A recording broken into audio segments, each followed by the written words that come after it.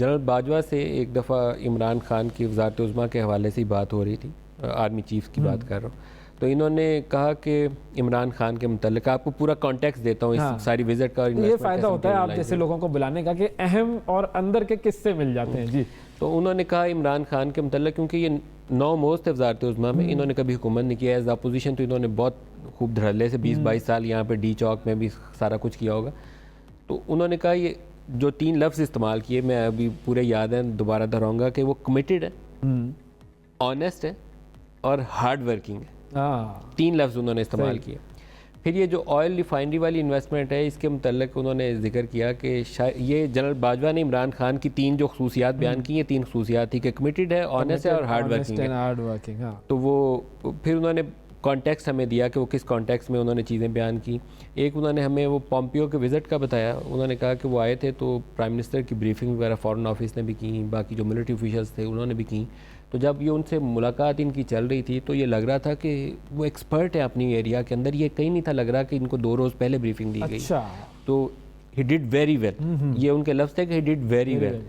और फिर ये सऊदी जो इन्वेस्टमेंट पाकिस्तान में आ रही है, इसके मुतल्लिक़ एक तासुर तो यही है कि पहले आर्मी ने जाके सऊदी अरब में राह हमवार की, फिर यूएई में राह हमवार की, इवन कतर के विज़िट से पहले आर्मी और डीजीआई का विज़िट हुआ, डीजीआईएसआई का, और फिर प्राइम मिनिस्टर वहाँ गए।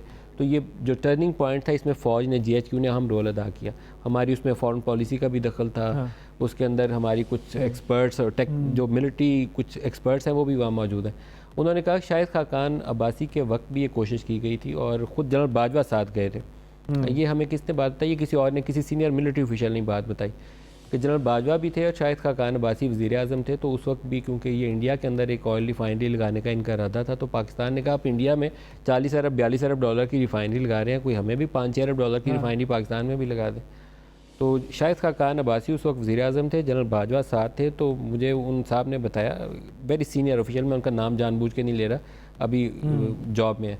तो उन्होंने कहा कि वो मीटिंग जो थी हार्डली कोई 52 सेकंड में मीटिंग ख़त्म हो गई। उन्होंने कहा इंशाल्लाह ब्रदर, इंशाल्लाह। तो वो आर्मी चीफ़ उसके ऊपर उन्होंने मुझे बताया कि ही वाज़ वेरी अनहैप्पी कि ये हमारे साथ इन्होंने ये इससे ज़्यादा इनको बेहतर रवैया होना चाहिए था। लेकिन जब ये प्राइम मिनिस्टर का दूसरा विज़िट होता है इमरान खान का, उससे पहले फ़ौज वाले कुछ राह हमवार कर चुके थे।